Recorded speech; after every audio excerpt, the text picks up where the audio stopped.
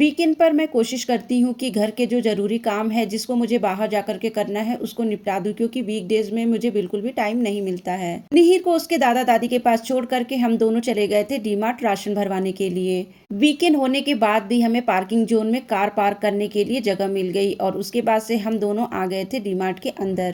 पहले मेरे इन-लॉज मेरे साथ नहीं रहा करते थे, इसलिए सिर्फ मैं 3 लोगों के हिसाब से ही राशन भरवाया करती थी। अब मेरे इन-लॉज भी मेरे साथ रहने के लिए आ चुके हैं, इसलिए इस महीने से मैंने 6 लोगों के हिसाब से ही राशन भरवाया था। डीमार्ट से घर वापस आने के बाद से मैंने निहिर को नहलाया धुलाया, दूध पिलाया और उसके बाद से सुला दिया।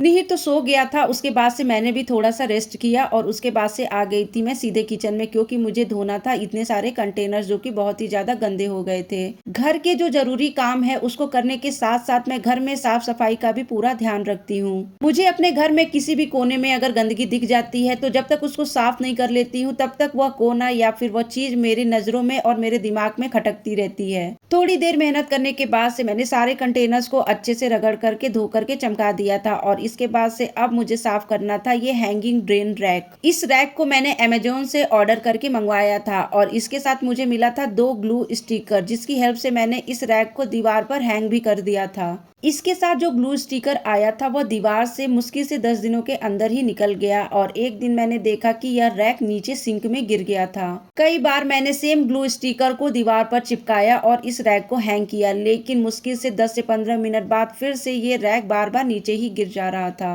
काफी कोशिश करने के बाद से जब मैं नाकामयाब हो गई तो थक हार करके इसको नीचे ही कुछ इस तरह से रख दिया। मेरे लिए हर रोज इस तरह से गैस स्टोव को साफ करना पॉसिबल नहीं है, लेकिन हाँ 2 से 3 दिन में मैं गैस स्टोव को कुछ इस तरह से रगड़ करके जरूर साफ करती हूँ।